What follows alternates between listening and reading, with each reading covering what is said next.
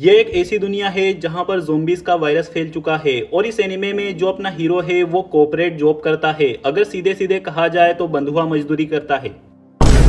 कहानी की बिल्कुल ही शुरुआत में हम एक सिटी को देखते हैं जहां पर चारों तरफ ज़ोंबीज फैल चुके हैं और एक आदमी यहां पर अपनी पूरी जी जान लगाकर भाग रहा होता है। ये बंदा जी जान से गिड़गिड़ा रहा होता है कि मुझे मरना नहीं है, लेकिन इतने में ही हम देखते हैं ये तो एक मूवी का सीन है। दोस्तों, तुम्हें क्या लगा था? ऐसा रियल में थोड़ी ना होता है। जो बंदा इस मूवी को देख रहा है वो थकावट के मारे ढेर हो जाता है। इसी के साथ हम 3 साल का पास्ट सीन देखते हैं जो कि इसी बंदे की स्टोरी है। अभी के लिए अपन इस बंदे को टिंडो कहने वाले हैं। क्यों कहने वाले हैं? क्योंकि मुझे अंदर से फीलिंग आ रही है इस बंदे को टिंडो ही कहा जाना चाहिए। टिंडो की जॉब का आज ये पहला दिन होता है। इसी कारण से ये बंदा बहुत ही ज्यादा एक्साइटेड होता है क्योंकि इसको अपनी ड्रीम जॉब मिली होती है। इसी कारण से इसके मन में सपने और इच्छाएं बहुत ही ज्यादा कूट कूट के भरी हुई है। काफी ज्यादा एम्बिशियस बंदा है। सारे लोग टिंडो का बहुत अच्छी तरीके से वेलकम करते हैं। तभी टिंडो जॉब के पहले दिन ही एक लड़की से टकरा जाता है। अब होना क्या है, साले काम धंधे पे ध्यान दे ले, ये क्या कर रहा है। शाम के टाइम पे सारे के सारे ऑफिस मेंबर्स और टिंडो साथ बैठ के रिलैक्स हो रहे होते हैं और गप्पे मार रहे होते हैं। तभी टिंडो की नजर उसी लड़की के ऊपर पड़ती है। ये दोस्तों, ये देश बहुत ही गलत दिशा में आगे बढ़ रहा है। जैसे ये सारे लोग खड़े होते हैं, टिंडो इन सभी को थैंक यू बोलता है कि आज का दिन आप लोगों के साथ बहुत ही अच्छा गया। लेकिन हम देखते हैं भाई साहब, लोग तो वापस काम धंधे पे लग रहे हैं। टिंडो को सारे के सारे लोगों के साथ देर रात तक काम करना पड़ता है और हम देखते हैं टिंडो घर भी नहीं जा पाता और अगली सुबह हो जाती है। इस कारण से उसे और भी ज्यादा काम करना पड़ता है। इवनिंग पे भी टिंडो को लगातार काम ही करना पड़ता है। फिर इसी के साथ फाइनली 2 दिन के बाद बेचारा अपने घर पहुंचता है। जैसे सुबह होती है, टिंडो को ऑफिस जाने के नाम से ही चक्कर आने लग जाते हैं। दोस्तों, याद है ना, ये वही बंदा है जो कि एकदम स्टार्टिंग में क्या ही तो एक्साइटेड था। इसी कारण से टिंडो अपने आप को फुल जोश से दोबारा से तैयार करता है और कहता है ये क्या कर रहा हूँ मैं इतनी आसानी से हार थोड़ी ना मानने वाला हूँ। टिंडो फुल जोश के साथ दोबारा से अपने ऑफिस में जाता है और अपने ऑफिस की सिर्फ पॉजिटिव चीजों को ही अपने दिमाग में दोहराने लग जाता है। तभी हम देखते हैं इनके डिपार्टमेंट के चीफ को, जो कि इन लोगों के ऊपर इतना ज्यादा चिल्लाता है, बेचारी एक लड़की को तो रुला ही देता है। दोस्तों, ये टिंडो अपने आप को, मुझे और आप सभी लोगों को ये दिखाना चाहता है कि ये जो जॉब कर रहा है वो डिसेंट जॉब है और अच्छी खासी है। लेकिन मैं एक ही शब्द में कहना चाहता हूँ, भाई तू बंधुआ मजदूरी कर रहा है। टिंडो का यहाँ पर जॉब करते करते 1 साल बीत जाता है। टिंडो अपनी लाइफ से इतना ज्यादा परेशान है कि बस वो सोच रहा होता है किसी तरीके से मैं मर जाऊं तो ही बढ़िया होगा। टिंडो की इस घिसी पिटी जिंदगी के अंदर खुशी के नाम पे सिर्फ उसके पास एक ही शख्स है और वो है मिस ओटोरी। वो जब भी मिस ओटोरी को देखता है उसे काफी ज्यादा अच्छा लगता है।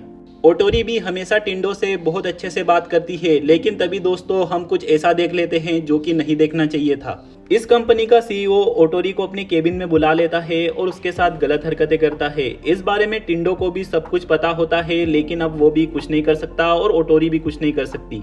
यहाँ पर जॉब मिलना बहुत ही मुश्किल काम है। इसी कारण से टिंडो इस जॉब को छोड़ भी नहीं सकता। जैसे तैसे टिंडो का दूसरा साल भी बीत जाता है और वो हमेशा मरते मुराते जैसे तैसे अपने घर पर पहुंचता है, फुल थकावट के साथ, क्योंकि उसका काम का भार बहुत ही ज्यादा होता है। टिंडो अपने ऑफिस के नाम से इतना ज्यादा डरने लग जाता है कि उसे मरना ज्यादा बेटर ऑप्शन लगता है ऑफिस के काम से। तो सीन प्रेजेंट में शिफ्ट होता है और टिंडो दोबारा से थकावट के मारे सो जाता है। लेकिन दोस्तों, जब टिंडो अपनी आंखें अब दोबारा से खोलेगा, इसकी लाइफ में एक तिनके बराबर का बस छोटा सा चेंज आने वाला है। टिंडो जैसे ही उठता है वो दोबारा से ऑफिस जाने के लिए तैयार होता है। लेकिन तभी हम देखते हैं उसका किसी तरीके का बिल पे करना रह गया है। इसी कारण से वो बिल्डिंग मैनेजर के पास जाता है। जैसे ही टिंडो उस बिल्डिंग मैनेजर के रूम में घुसता है, भाई साहब, यहाँ पर एक ज़ोंबी होता है जो कि एक लेडी को खा रहा होता है। यह देखकर टिंडो को कुछ समझ में नहीं आ रहा होता। इसी कारण से वो अपनी जगह पर सुन्न खड़ा रहता है। ये ज़ोंबी टिंडो के ऊपर जैसे ही हमला करता है, टिंडो यहाँ से भागने लगता है और हम देखते हैं भाई साहब, इसकी पूरी की पूरी बिल्डिंग में ज़ोंबीज भर चुके हैं।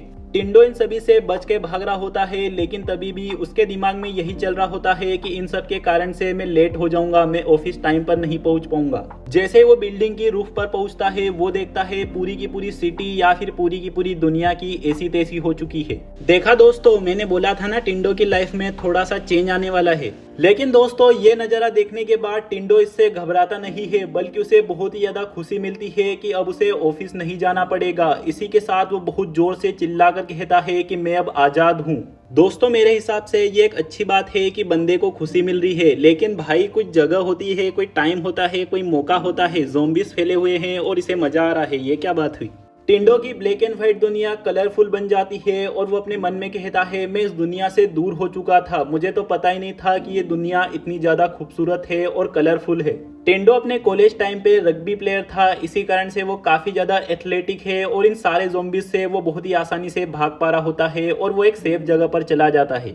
टिंडो रिलैक्स होके अपने मन में वो सब सोच रहा होता है जो कि वो ऑफिस के काम के कारण कभी नहीं कर पाया, जैसे कि उसे क्या क्या पसंद है, हॉबीज, घूमना फिरना, बाकी सब कुछ और।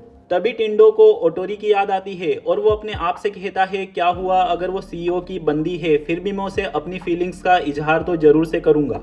टिंडो यहाँ से फुल स्पीड में निकल जाता है ताकि वो पता कर सके कि ओटोरी सेफ है या नहीं। इसी के साथ वो उसके अपार्टमेंट के बाहर पहुंच जाता है।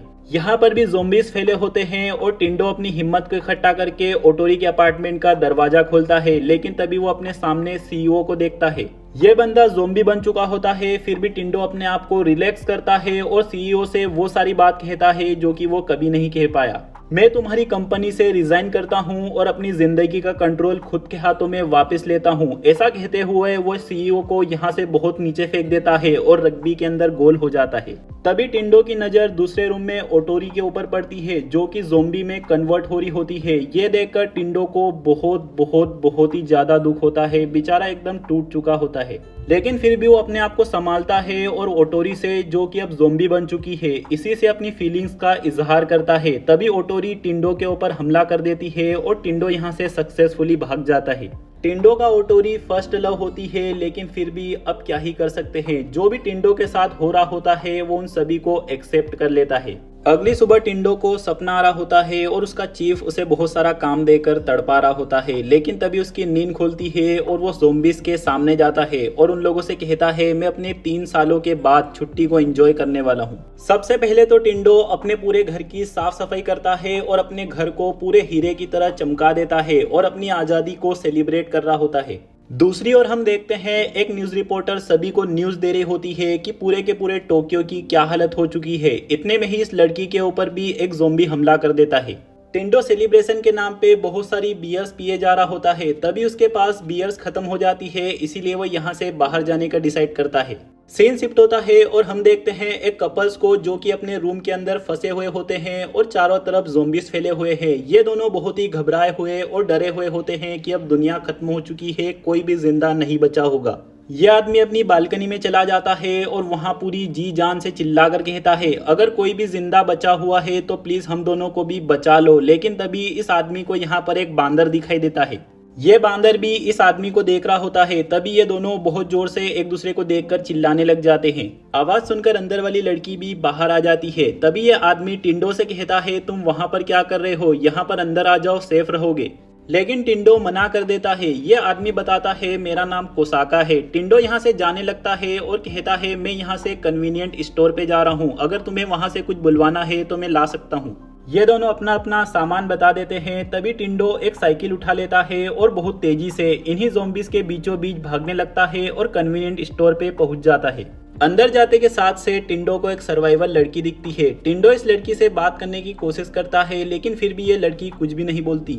जैसे ये लड़की यहाँ से जाने लगती है, टिंडो कहता है क्योंकि तुम सर्वाइवर हो इसीलिए क्यों ना तुम मुझे अपना नंबर दे दो। लेकिन ये लड़की टिंडो को अपना नंबर देने से मना कर देती है। ये क्या बात हो गई दोस्तों, सिचुएशन को देखते हुए तो इसे नंबर दे देना चाहिए था, लेकिन फिर भी ये लड़की कहती है आई हैव अ बॉयफ्रेंड। नहीं नहीं दोस्तों, ऐसा कुछ भी नहीं कहती ये लड़की, बल्कि ये लड़की कहती है इतनी बेकार चीज के लिए तुमने खुद की जिंदगी को खतरे में डाला है, तुम्हें खतरे की कोई भी समझ नहीं है। तुम्हारे साथ रह के मैं अपने सर्वाइवल चांस को गिराना नहीं चाहती, इसी कारण से मैं तुमसे टीम ज्वाइन नहीं कर सकती। इस लड़की के ऐसा कहते ही दोस्तों यहाँ पर भी ज़ॉम्बीज़ भर जाते हैं। जैसे ये ज़ॉम्बीज़ इस लड़की के ऊपर अटैक करने वाले होते हैं, टिंडो बीच में आ जाता है, लेकिन तभी ये लड़की उसका कॉलर पकड़ के उसे पीछे खींच लेती है और इन सारे के सारे ज़ॉम्बीज़ को एक ट्रक उड़ा देता है। ये लड़की टिंडो को बचाकर यहाँ से चली जाती है और टिंडो इस लड़की से इम्प्रेस हो जाता है। इसी के साथ टिंडो अपने घर जाने लगता है, लेकिन उसे रास्ते में जो भी बढ़िया बढ़िया गाड़ियां मिलती है वो उन्हीं को चलाते हुए जाता है। टिंडो वहां पर पहुंच जाता है जिस पाइप से वो नीचे उतरा था। जैसे टिंडो वापस चढ़ता है वो मिस्टर कोसाका को आवाज लगाता है, लेकिन हम रूम के अंदर देखते हैं भाई साहब चारों तरफ खून फैला हुआ है, यानी कि बेचारे दोनों मारे गए होंगे। ये देख के टिंडो को थोड़ा सा दुख होता है, साथ ही उसे रियलाइज होता है कि ये जिंदगी बहुत ही छोटी है रिस्क को अवॉइड करने के लिए। ऐसा कहते हुए वो एक नोटबुक को उठा लेता है और उसके अंदर अपनी सारी की सारी इच्छाओं को लिखने लग जाता है कि जो भी वो करना चाहता था या फिर करना चाहता है। बहुत देर सोच कर लिखने के बाद टिंडो टोटल 33 चीजों को लिखता है जो कि वो करना चाहता है। तभी सीन शिफ्ट होता है और हम देखते हैं उसी लड़की को जिसने कि टिंडो की जान बचाई थी। यह लड़की बहुत ही ज्यादा डिसिप्लिन होती है और बहुत ही ज्यादा इन्फॉर्मेशन को इकट्ठा करती है ताकि वो इस ज़ोंबी एपोक्लिप्स में सरवाइव कर सके। यह लड़की उठते के साथ से 10 किलोमीटर दौड़ लगाती है, फिर उसके बाद न्यूज और ज़ोंबी मूवीज देखती है ज्यादा से ज्यादा इन्फॉर्मेशन कलेक्ट करने के लिए। और इसके रूम के अंदर अपन देखते हैं यहाँ पर सिर्फ जरूरत का ही सामान होता है, जैसे कि मेडिसिन वगैरह। और ज्यादातर यह लड़की पूरा प्लान करके रखती है कि किस तरीके से इस ज़ोंबी एपोक्लिप्स में सरवाइव किया जाएगा ज्यादा से ज्यादा लंबे समय तक, उस टिंडो की तरह नहीं जो कि बिल्कुल सिर्फ बियर्स पिए जा रहा है जानवरों की तरह। ज़ोंबी मूवीज के जरिए ये लड़की पता करती है कि ज़ोंबीज दो टाइप के हैं, एक तो स्लो दौड़ने वाले और दूसरे तेज दौड़ने वाले। टिंडो जिस स्टोर पे गया था उस स्टोर पे ये लड़की पूरी प्लानिंग के साथ जाती है और वहां पर टिंडो से मिलती है। ये लड़की अपनी जरूरत के हिसाब से सिर्फ मोस्ट इम्पोर्टेंट सामान को ही लेती है, कोई भी आलतू फालतू सामान सिर्फ टेस्ट के लिए नहीं लेती। जैसे कि यहाँ पर एक कप केक रखा हुआ था जिसे कि ये नहीं उठाती। इसी मोमेंट पे ये लड़की टिंडो से मिलती है जो कि बहुत ही ज्यादा केयर फ्री है और अपने मन में सोच रही होती है ये चोमो अभी तक कैसे जिंदा बचा हुआ है। जैसे यहाँ पर ज़ोंबीज भरने लग जाते हैं ये लड़की पूरी सिचुएशन को एनालाइज करती है और एकदम सही मोमेंट पे ये सारे के सारे ज़ोंबीज उस ट्रक से टकरा जाते हैं। जैसे ये लड़की वापस अपने घर आती है ये टिंडो के बारे में ही सोच रही होती है कि किसी लड़के को एक बियर मात्र से इतनी ज्यादा खुशी कैसे मिल सकती है। टिंडो की वजह से इस लड़की को भी उन कप केक्स की याद आने लग जाती है और सोच रही होती है कि मुझे उन्हें ले आना चाहिए था। इतने में सीन शिफ्ट होता है और हम देखते हैं एक छोटी बच्ची को जो कि बहुत ही रो रही होती है और हम यहाँ पर दीवारों पे फोटोज को देखते हैं जहाँ पर रैंकिंग डिसाइड की है, नंबर 3, नंबर 2, नंबर 1 वगैरह वगैरह। ये बंदा नंबर 1 होता है और इसका नाम है शो। ये बच्ची काफी ज्यादा रो रही होती है, इसी कारण से ये बहुत अच्छे तरीके से इस बच्ची को संभालता है और यहाँ से बाहर निकल जाता है। एक्चुअली में ये बंदा एक गैंग लीडर है और इसके सारे के सारे गैंग के बंदे तैयार हो जाते हैं बाहर के ज़ोंबीज से लड़ने के लिए और ये सारे के सारे लोग मिलकर कांच की बोतलों में केरोसिन वगैरह भर के इन ज़ोंबीज के मुंह पे फेंक के मारने लगते हैं। तभी दूसरी ओर हम देखते हैं टिंडो बाइक से सैर कर रहा होता है। यही तो टाइम है दोस्तों, बिल्कुल क्या ही तो सुहाना मौसम हो रहा है, गार्डन यही तो समय है घूमने फिरने का। एकदम से सीन कुछ घंटों पहले शिफ्ट होता है और हम देखते हैं टिंडो अपने घर पे मौज मस्ती कर रहा होता है, लेकिन तभी इसके पास मैसेजेस आते हैं। इसका मतलब दोस्तों ऑनलाइन इंटरनेट का काम शुरू हो चुका है।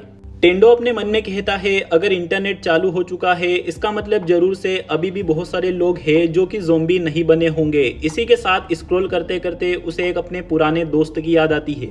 सीन शिफ्ट होता है और हम देखते हैं एक बार जैसी जगह पर जहां पर ज़ोंबीज भरे पड़े हैं और यहां पर एक लड़का है जो कि फंस चुका है। इस आदमी ने एक ज़ोंबी लड़की को बांध के रखा हुआ है। कैसे बांधा ये मत पूछना, बस बांधा हुआ है तो बांधा हुआ है। ये आदमी भी काफी दिनों से इसी बार के अंदर कैद है, इसी कारण से इसका पानी भी खत्म हो चुका है और ये भूख के मारे तड़प रहा होता है। एकदम लास्ट मोमेंट आ चुका है बंदे का। तभी लास्ट मोमेंट पे इस बंदे को अपने एक दोस्त की याद आती है जो कि इसके ऊपर बहुत ही हंस रहा होता है और ये बंदा बिल्कुल टिंडो है। एकदम से इस बंदे के पास टिंडो का ही कॉल आ जाता है और ये बंदा चौंक जाता है। टिंडो कहता है और भाई कैसा है, सब बढ़िया है कि हालचाल, मजे में है ना, मजे कर रहा है। टिंडो को खुशी होती है कि इसका एक दोस्त अभी तक जिंदा है। टिंडो अपने दोस्त से कहता है तुम कहाँ पर हो, मैं अभी तुम्हारे पास आता हूँ। ये बंदा बताता है मैं जहाँ पर हूँ यहाँ पर बहुत ही ज्यादा खतरा है, लेकिन इस चोमू बंदे को कहाँ किसी बात की फिक्र है। ये बाइक उठाता है और चल देता है। टिंडो अपने जिस दोस्त के पास जा रहा है उसका नाम केंजो है और केंजो काफी ज्यादा मस्त बंदा है और कॉलेज टाइम पे वो टिंडो का बेस्ट फ्रेंड हुआ करता था। ग्रेजुएशन के बाद केंजो रियल एस्टेट और डीलरशिप वाली लाइन में चला जाता है और काफी ज्यादा सक्सेसफुल बंदा होता है। और यहाँ पर दूसरी ओर टिंडो बेचारा बंधुआ मजदूर अपन ने देखा था जो गैंग लीडर इन ज़ॉम्बीज को मार रहा होता है उसके सारे बंदे खत्म हो चुके हैं और ये बंदा अब अकेला बचा है जो कि अब ये भी खतरे में आ चुका है और शायद से अब ये भी मरने वाला है। जैसे ज़ॉम्बीज इस बंदे के पास पहुंचते हैं यहाँ पर बहुत तेज एक हॉर्न की आवाज आने लग जाती है। एक्चुअली में जो हॉर्न है ये सारा टिंडो का काम है। टिंडो अपने दोस्त के पास जाने के लिए ये वाला जुगाड़ लगाता है। ये हॉर्न की आवाज सुन के सारे के सारे ज़ॉम्बीज इससे अट्रैक्ट होने लग जाते हैं। टिंडो अपने दोस्त को ढूंढ लेता है और उसके सामने जाते के साथ से बहुत ही इमोशनल होकर रोने लग जाता है और केंजो से माफी मांगने लग जाता है। एक्चुअली में एक बार केंजो ने टिंडो को सजेस्ट किया था कि तुम अपनी जॉब को छोड़ क्यों नहीं देते, लेकिन टिंडो को गुस्सा आ जाता है और वो केंजो के ऊपर ही अपना गुस्सा निकालने लग जाता है क्योंकि उसे केंजो से जलन हो रही होती है। वो काफी ज्यादा सक्सेसफुल और अच्छा कर रहा होता है। ये दोनों एक दूसरे से मिलकर बहुत ही खुश होते हैं। तभी हम देखते हैं यहाँ पर ज़ॉम्बीज वापिस आ जाते हैं। ये दोनों इसी कारण से छत के ऊपर भाग जाते हैं। ये ज़ॉम्बीज फिर भी बहुत ही सारे होते हैं और किसी भी मोमेंट पे इस दरवाजे को तोड़ के यहाँ से आने वाले हैं। इसीलिए टिंडो डिसाइड करता है इस बिल्डिंग के ऊपर से जंप करने का। केंजो मना कर रहा होता है क्योंकि उसे डर लग रहा होता है। इतने में तो टिंडो कूद भी जाता है। टिंडो कहता है केंजो तुम भी कूद जाओ, लेकिन केंजो के लिए यहाँ से कूदना बहुत ही मुश्किल होता है। इसी कारण से वो रोने लग जाता है और कहता है टिंडो मुझे माफ करना, लेकिन मैंने जितने भी बातें अपनी जॉब के बारे में बताई थी वो सारी की सारी बकवास थी। मैं सिर्फ शो ऑफ कर रहा था। मैं बिल्कुल भी खुश नहीं था अपनी जॉब से। मेरी जॉब में भी बहुत ही ज्यादा स्ट्रगल था और मेरे को कोई भी नहीं समझता था। डीलरशिप के काम के कारण मुझे हर वक्त लोगों से स्माइल करके बात करनी होती थी, लेकिन फिर भी मैं अंदर से बहुत ही दुखी रहता था। यह सुनने के बाद टिंडो फिर भी केंजो को हिम्मत देता है और यहाँ पर केंजो फिर ये बताता है कि असलियत में मैं एक स्टैंड अप कॉमेडियन बनना चाहता था, लेकिन मैं उस काम में फंस गया था। टिंडो केंजो को चीयर अप कर देता है। इसी कारण से केंजो यहाँ से जंप करने का डिसाइड करता है और वो जैसे ही यहाँ से जंप करता है, भाई ये क्या है, वो अपने सारे के सारे कपड़े उतार देता है। वो सिर्फ कपड़े इसलिए उतारता है क्योंकि वो कॉमेडी का एक रूल फॉलो करता है, सामने वाले को कैसे भी हंसाओ। इसी के साथ ये दोनों दोस्त दूसरी बिल्डिंग पर पहुंच जाते हैं और ये ज़ॉम्बीज तुम लोगों से कुछ नहीं होगा, चोमू ज़ॉम्बीज। ये दोनों दोस्त साथ में बैठ जाते हैं और पुरानी बातें करने लग जाते हैं, साथ ही ढेर सारी बियर पीने लग जाते हैं।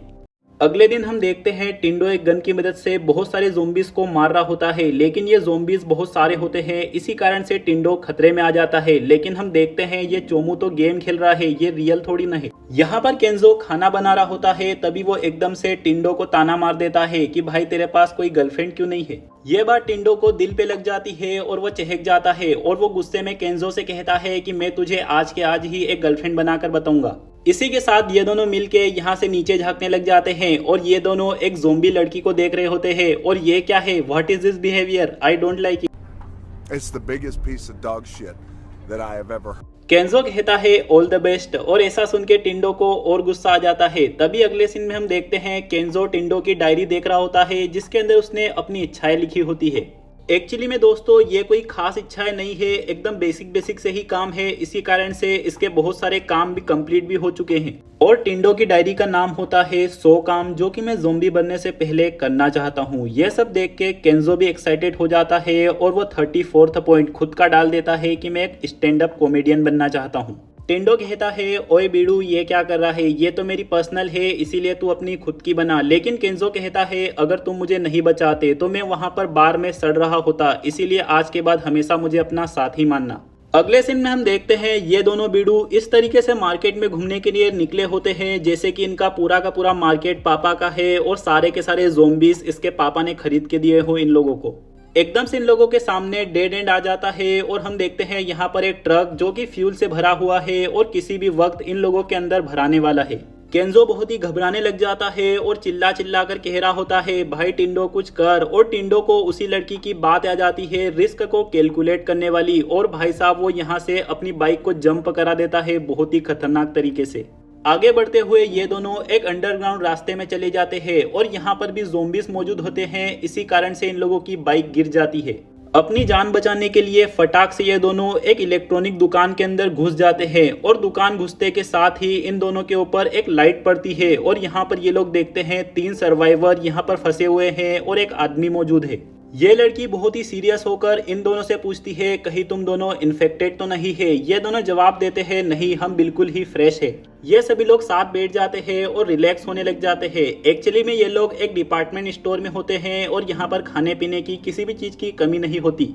ये दो लड़कियां डरी होती है और ये लड़की स्ट्रिक्ट आवाज वाली होती है और ये आदमी बेचारा इसके तो होशो आवाज उड़े रहते हैं। ये बस यही बोले जा रहा होता है कि अब अपन सभी मरने वाले हैं, ज़ॉम्बीज़ आ चुके हैं। लेकिन दोस्तों इन दोनों वीडियो के लिए एक ही बात मेन है, चाहे आग लगी हो बस्ती में, हम तो रहेंगे हमारी मस्ती में। इन दोनों को बहुत ही मजा आ रहा होता है कि लड़कियों के साथ ये लोग यहाँ पर फंस चुके हैं और बातों ही बातों में ये लड़कियां बताती है एक्चुअली में ये तीनों फ्लाइट अटेंडेंट्स है। ये बात सुनकर खुशी के मारे ये दोनों हवा में उड़ने लग जाते हैं, क्योंकि दोस्तों एक्चुअली में जो टिंडो ने लिस्ट बनाई थी उसके अंदर एक इच्छा ये भी थी कि वो फ्लाइट अटेंडेंट्स के साथ दारू वगैरह और पार्टी वार्टी करेगा खाना बना खा के। केंजो को भी टिंडो की सारी इच्छाएं पसंद आई होती है और कहीं ना कहीं इन दोनों की यहाँ पर उनमें से एक इच्छा कंप्लीट हो रही होती है। केंजो काफी परफेक्ट बंदा होता है और लड़कियों के मामले में काफी स्मार्ट है, इसी कारण से वो एक फ्लाइट अटेंडेंट से बहुत ही अच्छी तरीके से बातचीत करने लग जाता है। लेकिन यहाँ पर दूसरी साइड ये टिंडो मासूम भोला भाला सब गुड़ गोबर कर देता है।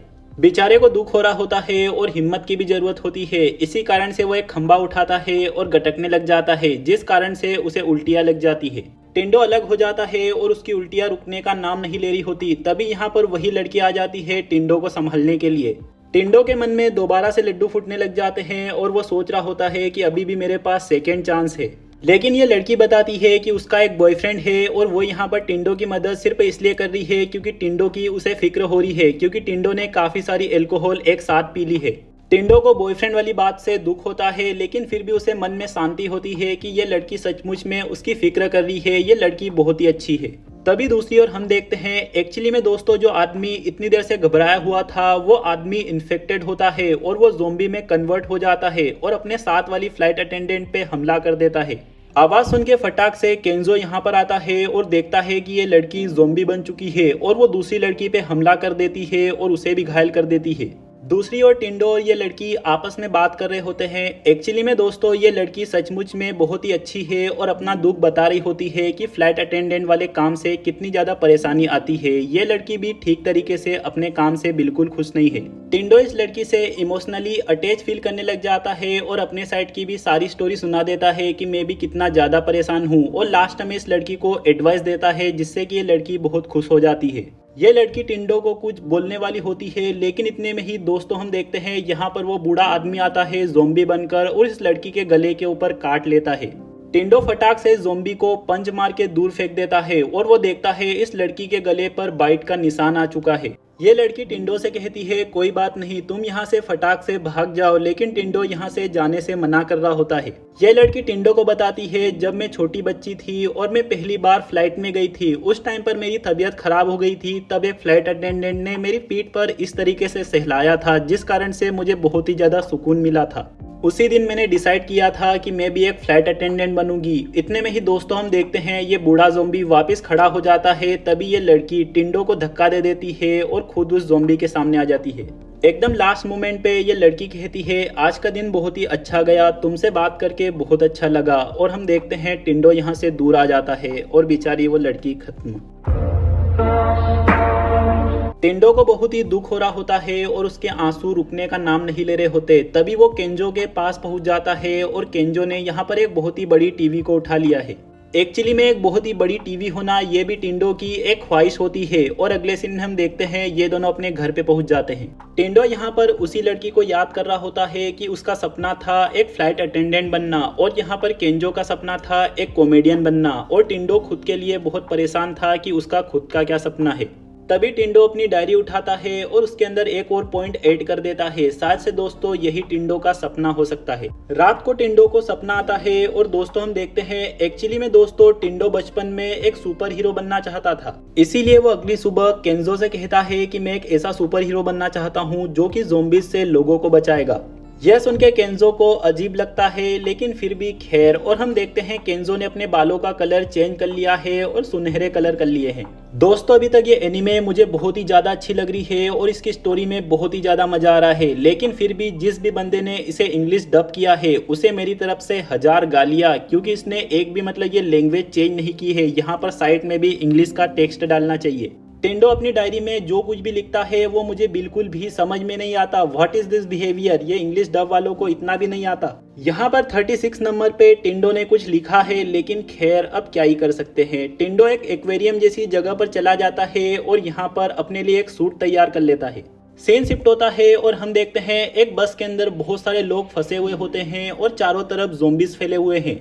इन लोगों के बीच वो लड़की भी मौजूद होती है जिसने कि टिंडो की जान बचाई थी, टिंडो की मदद करी थी। बस के अंदर के लोग बहुत ही ज्यादा डरे हुए होते हैं। तभी एक लास्ट सीट पे एक लड़की एक आदमी से पूछती है, तुम ठीक तो हो ना? लेकिन हम देखते हैं वो आदमी इन्फेक्टेड होता है जो कि ज़ोंबी में कन्वर्ट हो चुका है। यह आदमी उस लड़की पे हमला कर देता है जिससे कि वो लड़की भी ज़ोंबी बन जाती है और ये बस के अंदर के सारे लोग इधर उधर भागने लग जाते हैं जिससे कि ये भी ज़ोंबीज के शिकार बन जाते हैं। बस के अंदर की एक लड़की जी जान से भाग रही होती है और कह रही होती है कि मुझे मरना नहीं है, मुझे मरना नहीं है, अगर मैं वहां पर अंदर पहुंच गई तो मैं बच सकती हूँ। लेकिन दोस्तों ये बच्ची बेचारी यहीं पर गिर जाती है। तभी हम देखते हैं इस बच्ची के पीछे एक ज़ोंबी का ग्रुप भागते हुए आ रहा होता है। और दोस्तों ये क्या है, इस एंगल से देखो इस ज़ोंबी को। दोस्तों तुम्हें नहीं लगता जैसे कि ये ज़ोंबी चिल्ला चिल्ला कर कह रहा है कि क्या है उसेन बोल्ट, दुनिया का सबसे तेज रनर तो मैं हूँ। जैसे ये उसेन बोल्ट इस बच्ची तक पहुंचता है, भाई साहब यहाँ पर टिंडो आ जाता है एक स्विमिंग सूट पहन के। टिंडो इस उसेन बोल्ट के 25वें बच्चे को इतनी जोर से फेंकता है वो अपने पीछे के 3 ज़ोंबीज को भी लेके गिरता है। एक्चुअली में दोस्तों जिस तरीके का स्विमिंग सूट टिंडो ने पहन के रखा है ये स्पेशली एक्वेरियम के लोगों के लिए है जो कि शार्क बाइट से भी बचा सकता है अपने आप को। टिंडो इस बच्ची से कहता है तुम ठीक तो हो ना, फटाक से वहां पर अंदर चले जाओ। तभी दोस्तों यहाँ पर बहुत सारे और भी लोग भाग कर आने लगते हैं और इन्हीं लोगों के अंदर वो वाली लड़की भी मौजूद होती है। टिंडो भी उस लड़की को देख लेता है और अपने मन में कहता है अब यही मौका है शो ऑफ करने का। तभी हम देखते हैं दोस्तों टिंडो को बहुत सारे ज़ोंबीज धर लेते हैं। तभी केंजो अपने मन में कहता है भले ही ये सूट इतना ज्यादा केपेबल है कि ये पंचर नहीं होगा, लेकिन फिर भी ये बाहर से आने वाले प्रेशर को थोड़ी ना हटाएगा। इतना कहते हुए केंजो इस गेट को बंद कर देता है और हम देखते हैं टिंडो इन सारे के सारे ज़ोंबीज को यहाँ से नीचे पानी में फेंक देता है। जैसे टिंडो अंदर आता है वो केंजो को बताता है कि मैं तो इस लड़की से पहले भी मिला था। केंजो कहता है तो फिर जाओ ना, जाके उससे जाकर बात करो। जैसे टिंडो इस लड़की से जाकर बात करता है, पहले तो ये लड़की टिंडो को पहचानती ही नहीं है। भाई ये क्या बेइज्जती है यार। लेकिन जैसे ही इस लड़की को याद आता है ये तो वही स्टोर वाला बंदा है, ये लड़की टिंडो को भाई साहब क्या ही तो बातें सुनाने लग जाती है। बेसिकली इस लड़की के हिसाब से खुद की जान को खतरे में डालकर दूसरे कुछ लोगों को बचाना ये बिल्कुल पूरी तरीके से बेवकूफ़ी है। टिंडो को लगता है कि उसका हीरो वाला काम देखकर अब ये लड़की इससे इम्प्रेस हो जाएगी, लेकिन इम्प्रेस होना तो धाड़ में गया उल्टा, और ऐसा लग रहा होता है किसी ने इस लड़की को चालू कर दिया और इसका रिमोट दूर फेंक दिया। ये लड़की कहती है तुम्हारे साथ टीम ज्वाइन करने से मेरा सर्वाइवल चांस गिर जाएगा, इसीलिए मैं तुम्हें अपना नंबर भी नहीं देने वाली। तभी यहाँ पर किसी तरीके की चीज के टूटने की आवाज आती है। जैसे ही टिंडो और केंजो जाकर देखते हैं, भाई साहब यहाँ पर किसी तरीके की शार्क होती है जिसके 6 पैर होते हैं और वो इन्हीं दोनों की ओर भाग रही होती है इनको खाने के लिए। इस शार्क की वजह से यहाँ पर भगदड़ मच जाती है और ये सभी लोग इधर उधर भागने लग जाते हैं। तभी ये सामने की ओर देखते हैं कि यहाँ पर भी कुछ और ज़ोंबीज पहले से ही है। ये लड़की बताती है कि वहां पर इमरजेंसी एग्जिट है, इसीलिए फटाक से अपन लोगों को वहां पर भागना होगा। लेकिन जैसे ही ये सारे के सारे लोग यहाँ से भाग रहे होते हैं, ये बच्ची बहुत ही ज्यादा डर जाती है। इस कारण से ये उस रिस्क वाली लड़की को गिरा देती है और ऐसा लग रहा होता है जैसे कि इस लड़की ने उसे जानबूझ के गिराया है। भाई ये देख के लिटरली बहुत ही ज्यादा हंसी आ रही है। वो रिस्क वाली लड़की बेचारी उधर फंस जाती है और ये सारे के सारे लोग यहाँ पर अंदर आ जाते हैं और उस शार्क के कारण ये दरवाजा भी ब्लॉक हो जाता है, अब ये खुल भी नहीं सकता। तभी हम देखते हैं बेचारी ये रिस्क वाली लड़की इसी शार्क के सामने बैठी होती है और कह रही होती है कि मेरे साथ यही होता है अगर मैं लार्ज ग्रुप के साथ काम करती हूँ तो। ज्यादा लोगों के साथ रहने से घबराहट बहुत ही तेजी से फैलती है। इतने में ही दोस्तों ये शार्क इस लड़की के ऊपर अटैक कर देती है, लेकिन यहाँ पर पीछे के रास्ते से टिंडो आ जाता है और इस लड़की को बचा लेता है। इस लड़की को समझ में ही नहीं आ रहा होता कि आखिरकार कोई दूसरा इसकी मदद क्यों कर रहा है। टिंडो कहता है हर काम करने के लिए रीजन की जरूरत नहीं पड़ती, अगर कुछ भी चीज लग रही हो तो उसे कर देना चाहिए। ये लड़की उठ जाती है और टिंडो के साथ यहाँ से भागने लग जाती है और कहती है क्या तुम्हारे पास कोई प्लान है? टिंडो कहता है वो क्या होता है? तभी ये लड़की अपने पास से एक प्लान बनाती है जिसके हिसाब से एक्चुअली में जो व्हाइट शार्क होती है वो इलेक्ट्रिक इंपल्स की मदद से टारगेट का पीछा करती है, उसी का ये फायदा उठाने वाले हैं। कोई भी इंसान या फिर फिश अपनी मसल्स को थोड़ा सा भी मूव करती है तो इससे व्हाइट शार्क को पता चल जाता है कि कौन कहां पर है। ऐसे में अगर कोई डायरेक्ट अपनी मसल्स की मदद से इनके रिसेप्टर्स पे हमला कर दे तो ऐसे में ये कंफ्यूज हो जाती है, और अगर कुछ ज़्यादा ही स्ट्रॉन्ग हुआ जिसके अंदर से इलेक्ट्रिक इंपल्स निकल रही है तो और भी ज़्यादा प्रॉब्लम हो जाएगी इस शार्क के लिए। टेंडो के लिए इस शार्क को संभालना बहुत ही मुश्किल हो रहा होता है, इसीलिए ऊपर से केंजो इस शार्क का ध्यान बटाने लग जाता है। तभी दूसरी ओर यह लड़की टॉर्च के सेल्स को ढूंढ ले आती है और टेंडो को दे देती है ताकि इनके इलेक्ट्रिक इंपल्स से इस शार्क को हराया जा सके। टेंडो इन सेल्स को कैच कर लेता है और अपनी फुल पावर से इस शार्क की नाक पे पंच कर देता है, क्योंकि इनके रिसेप्टर्स इन्हीं की नाक पे होती है। इसी के साथ ये शार्क ढेर हो जाती है और अगले सीन में हम देखते हैं ये दोनों अपने घर पे जा रहे होते हैं और ये रिस्क वाली लड़की भी इनके पीछे पीछे चल रही होती है। तभी ये लड़की टेंडो की डायरी देख लेती है जिसके ऊपर लिखा होता है 100 काम जो कि मैं ज़ॉम्बी बनने से पहले करना चाहता हूँ। ये लड़की कहती है मेरी सबसे बड़ी प्रायोरिटी है कि मैं ज़ॉम्बी ना बनूं किसी भी हालत में, और यहाँ पर दूसरी ओर तुम्हारी प्रायोरिटी है कि तुम कुछ चीज़ों को करना चाहते हो ज़ॉम्बी बनने से पहले। अपन दोनों की प्रायोरिटी पूरी तरीके से एक दूसरे से अलग है और तुम्हें कहने की भी जरूरत नहीं है, तुमने अपनी जिंदगी को बहुत ही खतरे में डाला है किसी अनजान के लिए। तभी टेंडो कहता है क्योंकि मैं तुम्हें अपने लिए कीमती मानता हूँ, अगर मैं हीरो बनने की एक्टिंग ना भी करूँ तो भी मैं तुम्हें वैसे भी बचाता। ऐसा सुनते ही ये लड़की थोड़ी थोड़ी शर्मा जाती है और गुस्से में तो हमेशा ही रहती है, और जाने से पहले ये टेंडो को अपना नंबर भी दे देती है।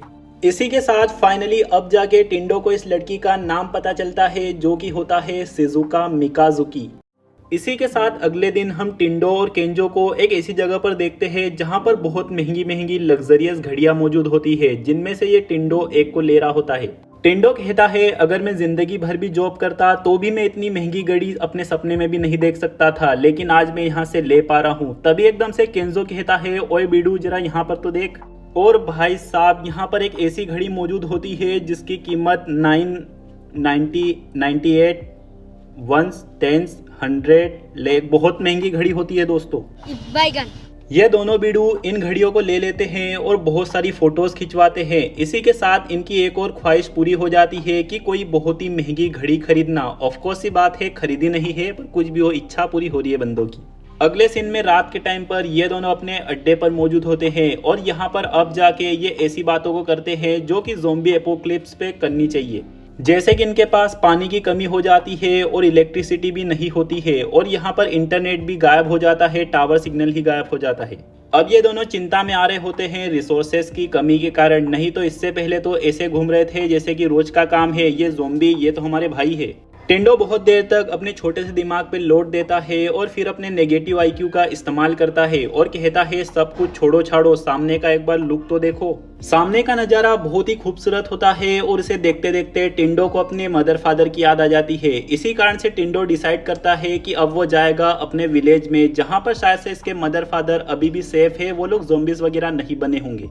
अगले दिन ये दोनों अपना अपना सामान पैक करके निकल जाते हैं टेंडो के विलेज की ओर, जो कि यहाँ से 4 घंटों का रास्ता है। टेंडो के मन में होता है अपने विलेज जाने के लिए ये लोग यहाँ से एक आलीशान कार को लेके चलेंगे, जिनसे इन्हें यहाँ से जाने में आसानी हो जाएगी। ये दोनों एक ऐसी जगह पर चले जाते हैं जहाँ पर बहुत सारी गाड़ियाँ मौजूद होती है, लेकिन दोस्तों तभी हम देखते हैं सरप्राइजिंगली यहाँ पर हीरोइन भी आ जाती है। एक्चुअली में शिजुका भी किसी गाड़ी के लिए ही यहाँ पर आई है ताकि वो भी इस कंट्री को छोड़ सके। जैसे टिंडो से पूछता है क्यों ना तुम हमारे साथ चलो, लेकिन वो बड़े ही एटीट्यूड के साथ मना कर देती है। लेकिन यहाँ पर जेंटलमैन केंजो आगे आता है और शिजुका से उसके बारे में कुछ बातों को पता करता है, जैसे कि उसने यहाँ पर सरवाइव करने के लिए भाई साहब 100 ज़ॉम्बी मूवीज को देख डाला है और उसके पास कोई भी लाइसेंस वगैरह नहीं है गाड़ी चलाने के लिए। इसी कारण से जैसे तैसे टिंडो और केंजो शिजुका को मना लेते हैं कि तुम भी हमें ज्वाइन कर लो, और शिजुका मान जाती है ना चाहते हुए भी।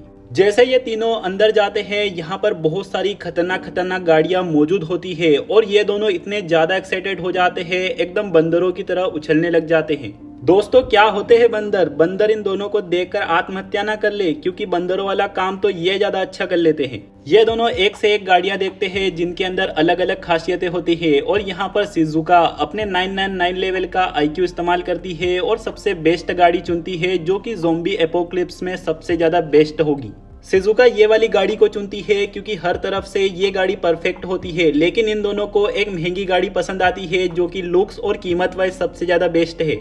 शिजुका मना कर रही होती है उस गाड़ी के लिए, लेकिन ये दोनों अपने अपने पॉइंट्स चिपकाने लग जाते हैं और जिद करने लग जाते हैं। तभी शिजुका की नज़र भी एक ऐसी गाड़ी पर पड़ती है जो कि उसे बहुत ही ज़्यादा पसंद आ जाती है। लेकिन इतने में ही ये लोग देखते हैं इस जगह पे भी बहुत सारे ज़ॉम्बीज़ भरने लग गए हैं। इसी कारण से ये व्हाइट कलर की इस वाली गाड़ी को जल्दीबाजी में उठाकर भाग जाते हैं। इसी के साथ हाईवे से होते हुए ये लोग टोक्यो से बाहर जा रहे होते हैं। यहाँ पर हाईवे पूरी तरीके से सुनसान होता है, एक गाड़ी का नामो निशान तक नहीं होता। शिजुका और टिंडो अपनी नॉर्मली बातचीत कर रहे होते हैं। तभी दोस्तों हमें यहाँ पर एक बहुत ही खतरनाक और सरप्राइजिंग चीज पता चलती है। ये जो लड़की है ये स्माइल भी कर सकती है दोस्तों। इसी के साथ ये लोग बहुत आगे बढ़ जाते हैं और दोस्तों हम देखते हैं यहाँ पर हाईवे पे किसी ने स्पाइक्स बिछा के रखे हैं, जिस कारण से केंजो गिर जाता है और उसे काफी ज्यादा चोट लग जाती है। इतने में यहाँ पर 3 बड़ी बड़ी गाड़ियां आ जाती है और इन लोगों का रास्ता ब्लॉक कर लेती है। इन गाड़ियों के ऊपर बहुत सारे लोग मौजूद होते हैं, जिनमें से एक होता है टिंडो का चीफ, जिसका नाम है कुसोगी। टिंडो अपने चीफ को देख के बहुत ही ज्यादा सरप्राइज हो जाता है। इसी के साथ उसे अपनी पुरानी मेमोरीज ताजा हो जाती है कि उसका चीफ किस तरीके से उसे काम दे देकर बहुत ही तड़पाता था। टिंडो कुसोगी को देखकर बहुत ही ज्यादा डरने लग जाता है, क्योंकि शुरुआत से ही टिंडो के मन में कुसोगी का डर बैठा हुआ है। यहाँ पर केंजो की हालत खराब हुई जा रही होती है। इसी कारण से कुसोगी टिंडो को एक ऑफर देता है, 2 दिन तक मेरे अंडर में मेरी जगह पर काम करो, बदले में मैं तुम्हारे दोस्त को ट्रीटमेंट दिलाऊंगा और तुम्हारी गाड़ी के सारे टायरों को भी सही करवा दूंगा। यहाँ पर ज़ॉम्बीज़ भी इकट्ठा होने लग जाते हैं और केंजो की हालत देखते हुए न चाहते हुए भी टिंडो कुसोगी का ऑफर एक्सेप्ट कर लेता है। कुसोगी के साथ जाकर टिंडो देखता है उसने यहाँ पर खुद की एक कंपनी बना ली है और यहाँ पर बहुत सारे लोगों को जबरदस्ती अपने साथ काम करवा रहा है। दूसरी ओर शिजुका केंजो को बैंडेजेस वगैरह लगाती है और कहती है तुम्हारी कोई हड्डियां तो नहीं टूटी है, लेकिन तुम्हें फिर भी आराम की जरूरत है।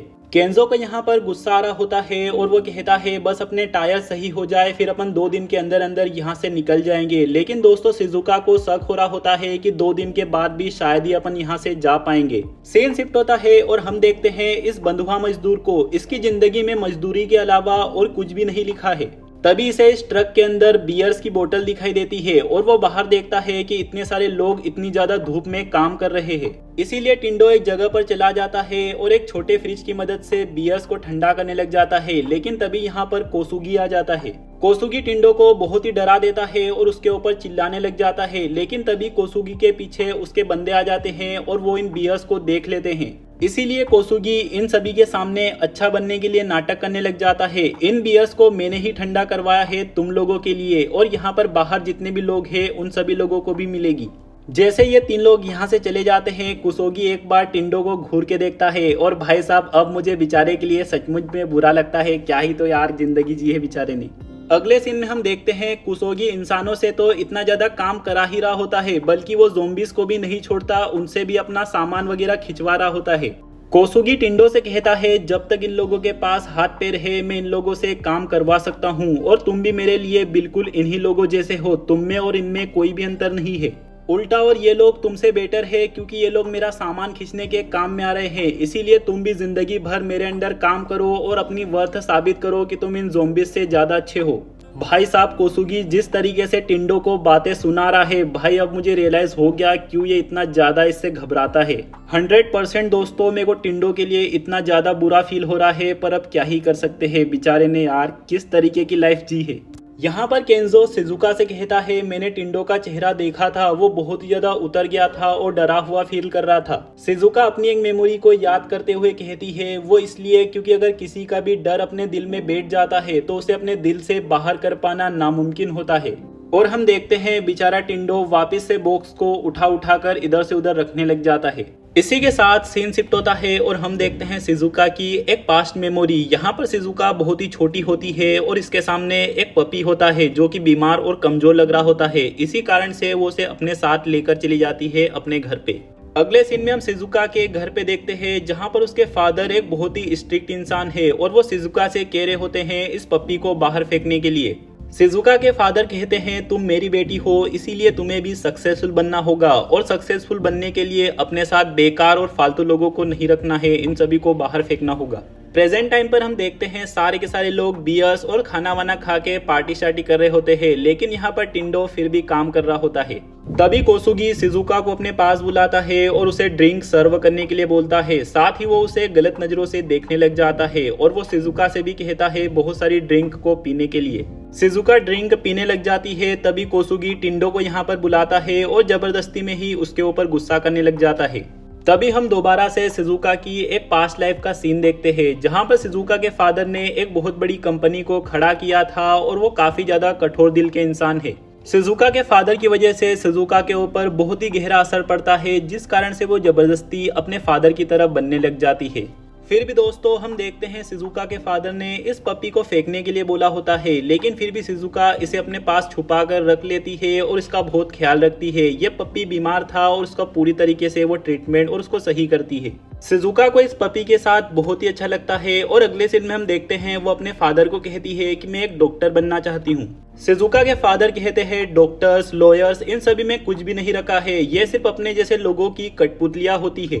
ऐसे कामों में कोई फायदा नहीं होता है, इसीलिए मेरी बेटी बनो और एकदम ऐसे काम करो जैसे कि मैं करता हूँ।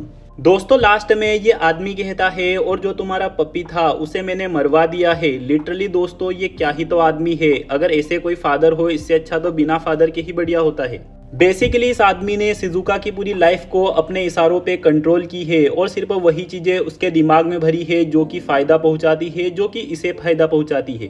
सीन प्रेजेंट में शिफ्ट होता है और यहाँ पर टिंडो से गलती से कुछ सामान गिर जाता है। इसी कारण से कोसुगी कहता है तुम्हें भरपाई करने के लिए अब पूरा हफ्ता भर यहाँ पर काम करना होगा। इसके बाद कोसुगी डरा धमका कर और प्यार से टिंडो को मैनिपुलेट करने की कोशिश करता है, जिससे कि वो यहाँ पर हमेशा हमेशा के लिए रुक जाए और इसका बंधुआ मजदूर बन के रहे। शाम के टाइम पे हम देखते हैं शिजुका टिंडो की डायरी को स्माइल करते हुए देख रही होती है और उसके अंदर अपने मन से भी कुछ ऐड कर देती है, लेकिन अपन को यहाँ नहीं पता कि उसने क्या ऐड किया है। अगली सुबह इन तीनों का टाइम हो जाता है इस जगह को छोड़ के जाने का, लेकिन यहाँ पर टिंडो के दिमाग में कोसुगी की ही बातें चल रही होती है। इसी कारण से वो डिसाइड करता है कि वो यहीं पर रुकेगा और कोसुगी के अंडर में काम करेगा। यह सुन के केंजो का दिमाग खराब हो रहा होता है और उसे काफी गुस्सा आ रहा होता है, लेकिन शिजुका उसे ले जाते हुए कहती है अगर उसका यही डिसीजन है तो उसे यही रुकने दो। लेकिन जाने से पहले शिजुका बहुत ही गुस्से में कहती है तुम्हें इतनी सी बात भी समझ में नहीं आ रही है कि वो इंसान तुम्हें कंट्रोल करना चाहता है, तुम्हें अपनी जिंदगी भर दबाना चाहता है। इस आदमी की इच्छाएं तुम्हें लेकर कभी खत्म नहीं होने वाली, भले ही तुम कुछ भी करो, भले ही तुम इसके लिए काम करते करते मर भी जाओ। आज से पहले मैं भी एकदम तुम्हारी तरह थी, लेकिन आज तुम हो जिसने की मेरी आंखें खोली है।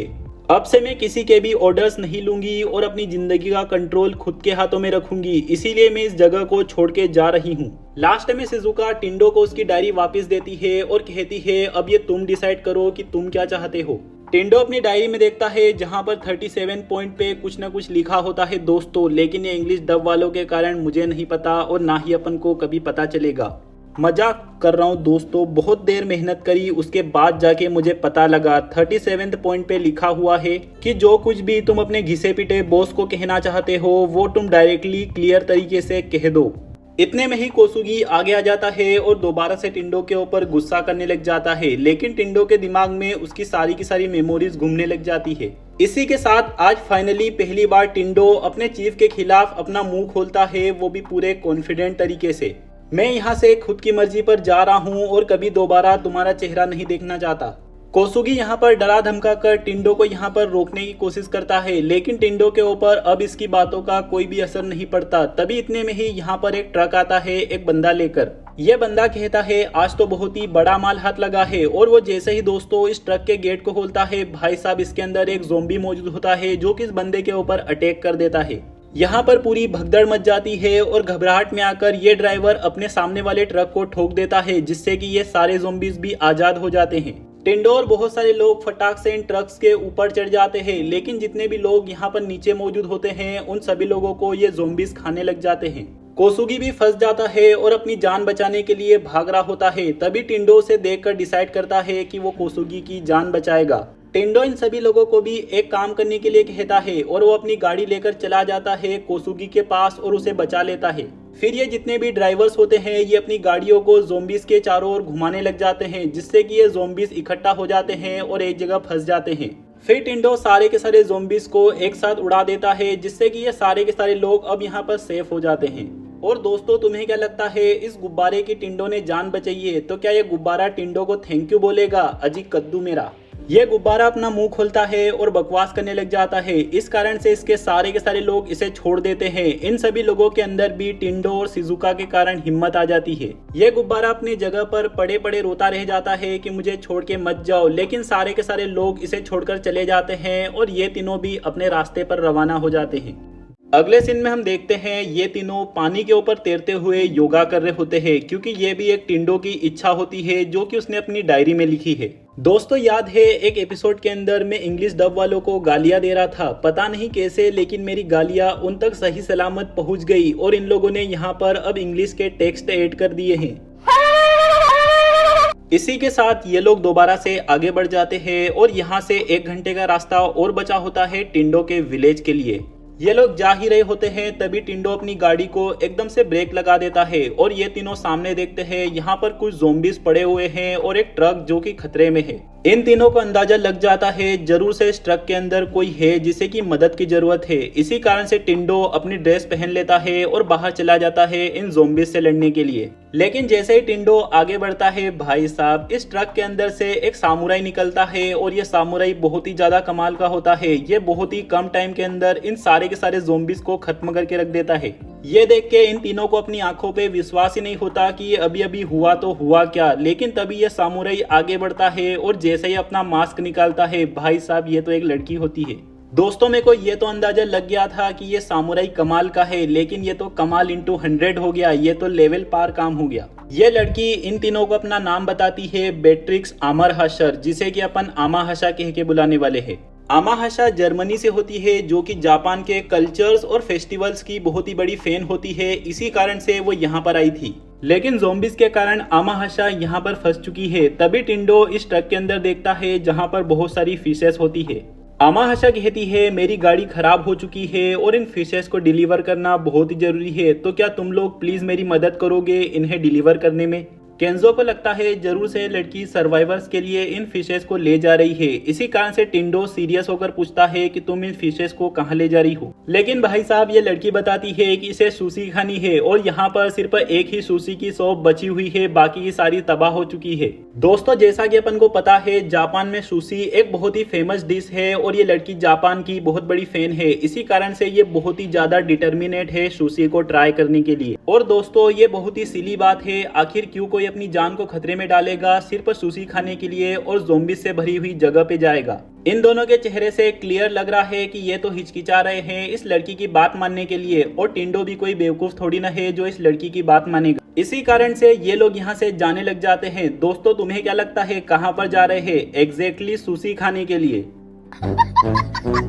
क्योंकि टिंडो अपने तेज दिमाग का इस्तेमाल करता है और इस लड़की की बात मान जाता है, क्योंकि टिंडो की भी ये इच्छा होती है कि वो सुशी वगैरह खाएगा।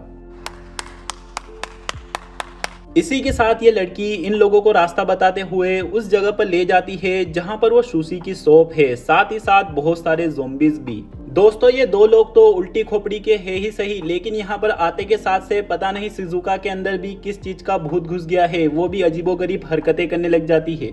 शिजुका एक प्लान बनाती है जिसके हिसाब से केंजो और टिंडो ये दोनों मिलकर बहुत सारे ज़ोंबीज को एक जगह पर फंसा लेते हैं। इन लोगों का प्लान होता है इन सारे ज़ोंबीज को एक साथ जलाने का, लेकिन भाई साहब इन महानुभव लोगों से माचिस ही नहीं जल रही होती। इस कारण से यहाँ पर और भी बहुत सारे ज़ोंबीज आने लग जाते हैं जो कि आउट ऑफ कंट्रोल जा रहे होते हैं।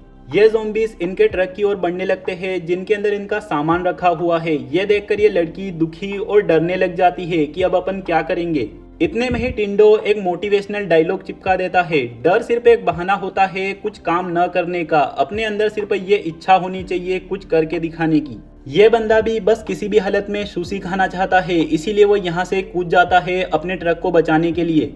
इतने में ही आमाहशा अपनी एक बचपन की मेमोरी को याद करती है जिसके अंदर वो देखती है कि उसे जापान के कल्चर से बचपन से ही कितना ज्यादा लगाव है। इसी के साथ वो भी आगे आ जाती है इन ज़ोंबीज का सामना करने के लिए। ये दोनों बहुत शानदार तरीके से इन ज़ोंबीज का सामना करने लग जाते हैं और इन्हें मारने लग जाते हैं, लेकिन फिर भी यहाँ पर बहुत सारे ज़ोंबीज होते हैं। जैसे ये दोनों खतरे में आते हैं, हम देखते हैं शिजुका एक ड्रोन की मदद से यहाँ पर एक म्यूजिक इंस्ट्रूमेंट को हवा में उड़ा देती है, जिससे कि ये सारे के सारे ज़ोंबीज उसका पीछा करने लग जाते हैं। शिजुका की वजह से सारे के सारे ज़ोंबीज इकट्ठा हो जाते हैं और एक लाइन बन जाती है। फिर यहाँ पर पेट्रोल मौजूद होता है, उसकी मदद से ये सारे के सारे ज़ोंबीज को एक साथ जला देते हैं। इसी के साथ अगले सीन में हम देखते हैं ये सारे के सारे लोग सुशी को खा रहे होते हैं इस आदमी की दुकान पर। ये आदमी एक सर्वाइवर होता है। इसी आदमी ने अमाहासा की इच्छा को देखते हुए कहा था, अगर तुम फिशेस को लाओगी तो मैं तुम्हें सुशी खिला सकता हूँ। सुशी खाने से अमाहासा को बहुत ही खुशी मिलती है और वो इमोशनल होकर रोने लग जाती है।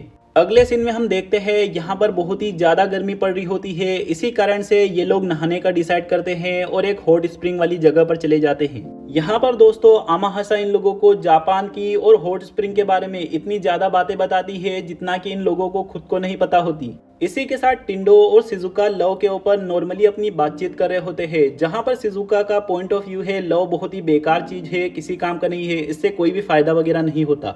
दोस्तों शिजुका की ये मेंटेलिटी अपन को पता है कहां से आई है। ये भी उसके फादर ने ही उसके दिमाग में भर के रखा हुआ है कि लव एक बेकार चीज है। टिंडो इसके ऊपर कुछ नहीं बोल पाता, इसी कारण से वो चुप हो जाता है। अगले सीन में हम देखते हैं ये एक हॉट वाटर स्प्रिंग के अंदर जंप लगा देते हैं। शिजुका भी इन दोनों को देखकर एक्साइटेड हो जाती है और वो लड़कियों वाली साइड जाने का डिसाइड करती है, लेकिन इतने में ही अमाहासा बताती है कि लड़कियों की साइड पे तो कोई गर्म पानी है ही नहीं।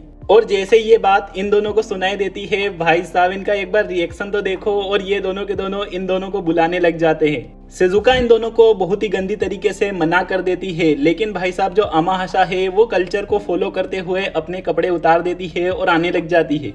इन दोनों ठरकियों को ये देखकर बहुत ही मजा आ रहा होता है, लेकिन दोस्तों इतने में ही पानी के अंदर से एक ज़ोंबी निकलता है। फिर उसके बाद बहुत सारे ज़ोंबीज हो जाते हैं। दोस्तों यहाँ पर बहुत सारे ज़ोंबीज इकट्ठा हो जाते हैं, इस कारण से ये मुश्किल से अपने आप को बचाते हुए यहाँ से भागते हैं। ये लोग एक सेफ जगह पर पहुंचकर रोने लग जाते हैं, ये बोलकर कि ज़ोंबीज की वजह से इन लोगों को सुकून से नहाने को नहीं मिला। नीचे पूरे ज़ोंबीज भरे पड़े हैं, इस कारण से ये लोग अपनी गाड़ी के पास भी नहीं जा सकते। इसी कारण से इन लोगों को रात यहीं पर गुजारनी पड़ती है। रात के टाइम पे टिंडो की नींद खुल जाती है और उसे प्यास लग रही होती है। इसी कारण से वो पानी ढूंढने के लिए आगे चला जाता है और इसे यहाँ पर एक हॉट वाटर स्प्रिंग मिलता है।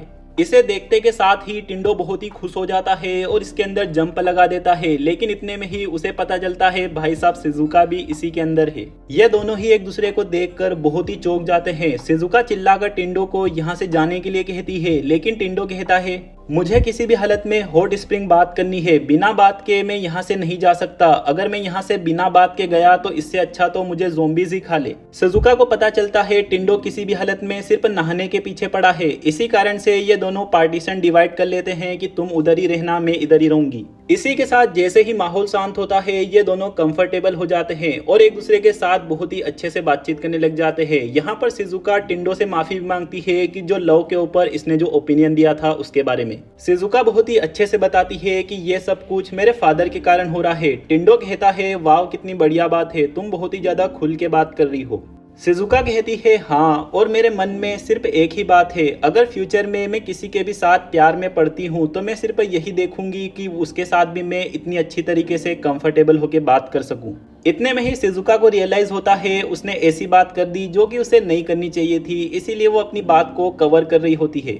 क्योंकि दोस्तों जो भी बात शिजुका ने कही है उससे तो सिर्फ एक ही बात निकल रही है कि वो भी टिंडो को पसंद करती है। लेकिन इतने में ही यहाँ पर केंजो और अमाहासा आ जाती है और ये दोनों भी इस पानी के अंदर जंप लगा देते हैं और इन तोता मैना को डिस्टर्ब कर देते हैं। अगले सीन में हम देखते हैं ये लोग टिंडो के विलेज में पहुंचने में है और टिंडो अपने पेरेंट्स से मिलने में थोड़ा सा नर्वस फील कर रहा होता है, क्योंकि हम टिंडो के एक पास सीन में देखते हैं जहाँ पर टिंडो के फादर उससे कह रहे थे तो तुम बंधुआ मजदूरी करना चाहते हो है ना, अगर ऐसा ही है तो तुम्हें अपने खुद के ऊपर भी ध्यान देना होगा और अपने सपने को फॉलो करना चाहिए। उस टाइम पर टिंडो अपने मन में कहता है आपको इन सब के बारे में क्या पता, आप तो एक मामूली से किसान हो बस। इसी कारण से टिंडो थोड़ा सा नर्वस फील कर रहा होता है कि वो अपने फादर से क्या बात करेगा और उसे विश्वास होता है कि उसके फादर और मदर बिल्कुल भी ज़ोंबीज नहीं बने होंगे। विलेज पहुंचने से पहले ही टिंडो एकदम से ब्रेक मारता है और ये लोग सामने की ओर देखते हैं, यहाँ पर टनल के अंदर कुछ ज़ोंबीज भरे पड़े हैं। इस कारण से शिजुका डिसाइड करती है अगर टनल के अंदर से नहीं जाया जा सकता तो अपन इधर नीचे जंगल की साइड से होकर जाते हैं। रास्ते में शिजुका टिंडो को हिम्मत देती है कि चिंता मत करो, तुम्हारे पेरेंट्स जरूर से सेफ होगी। लेकिन इतने में ही दोस्तों यहाँ पर एक बूढ़ा आदमी भाग कर आ रहा होता है जिसके पीछे एक बोर लगा होता है ज़ोंबी वाला। आमाहासा इस बूढ़े आदमी को फटाक से नीचे होने के लिए बोलती है, तभी वो अपने एरो की मदद से इस बोर के ऊपर हेडशॉट लगा देती है और इसका काम तमाम कर देती है। ये बूढ़े आदमी अपना नाम कुमानो बताते हैं। इसी के साथ कुमानो इन लोगों को अपनी जगह पर लेके जाते हैं जहां पर ये एक ट्री हाउस बना रहे होते हैं। कुमानो भी सिटी के अंदर रहते थे, लेकिन ज़ोंबीज से बचने के लिए वो यहाँ पर आ गए जंगल में अपना खुद का अलग सलग घर बनाकर रहने के लिए। कुमानो का घर अभी भी बन ही रहा होता है और ये सब देख के टिंडो बहुत ही ज्यादा एक्साइटेड हो जाता है कि कितना बढ़िया होगा अगर एक ट्री हाउस होगा मेरा भी। इसी कारण से टिंडो डिसाइड करता है कि वो इन बूढ़े आदमी के साथ रहेगा और एक ट्री हाउस बनाएगा खुद के लिए भी। और रही बात पेरेंट्स की, उन्हें गोली मारो।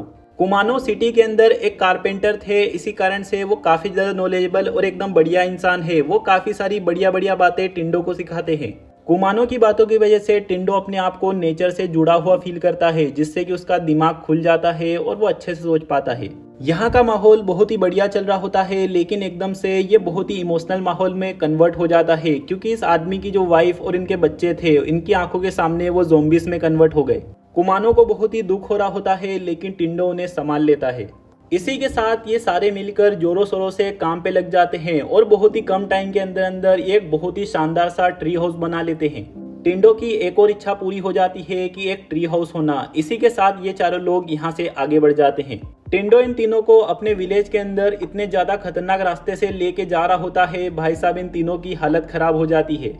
टिंडो को तो इन रास्तों पर चलने की पुरानी आदत होती है, लेकिन इन तीनों की हालत खराब हो जाती है। केंजो कहता है, भाई आज तो तू मरवा देगा। टिंडो इन सभी को अपने विलेज का एक लुक दिखाता है जो कि बहुत ही शानदार होता है, और जैसे ही वो अपनी जगह पर पहुंचता है, वो यहाँ का माहौल देखकर बहुत ही ज्यादा घबरा जाता है। टिंडो बहुत तेजी से भागते हुए अपने घर की ओर बढ़ता है और अपने मन में कह रहा होता है, प्लीज सेफ रहना, प्लीज सेफ रहना।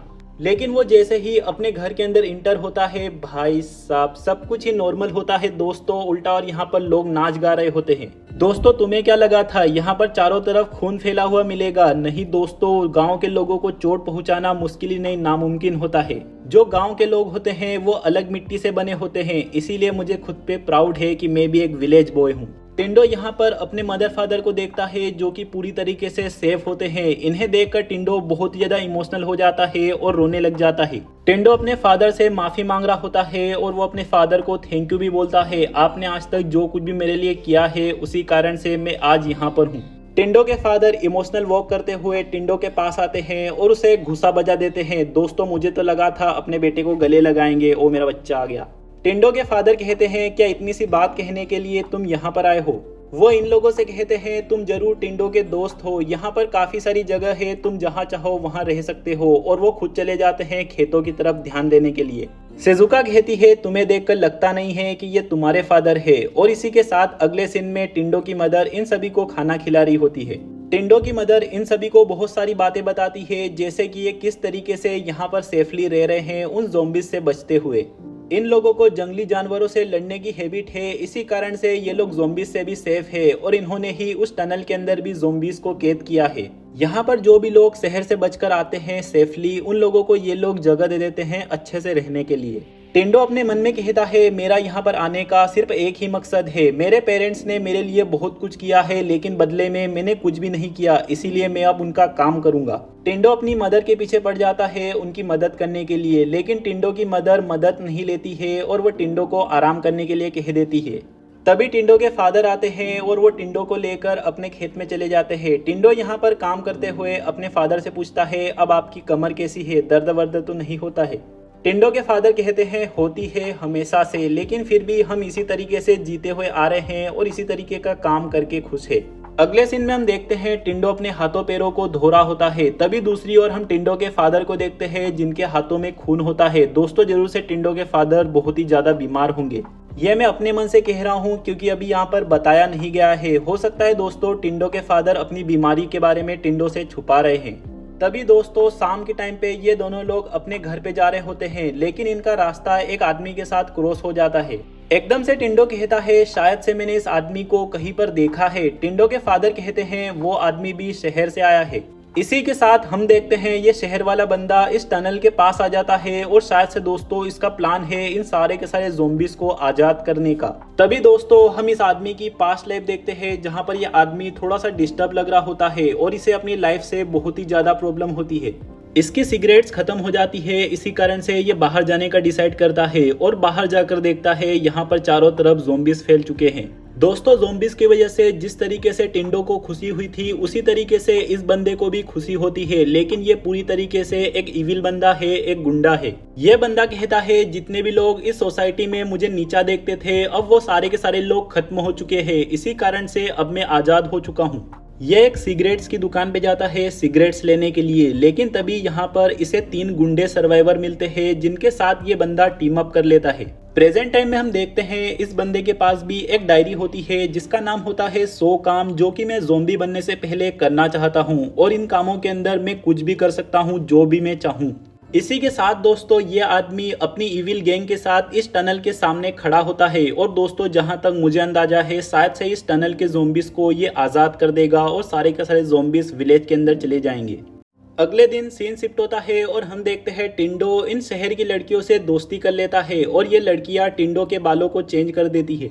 इनमें से एक लड़की बताती है कि वो एक यूनिवर्सिटी में प्रोफेसर थी और दूसरी लड़की बताती है कि वो एक मेकअप आर्टिस्ट है और बड़ी बड़ी मूवीज में काम करती थी।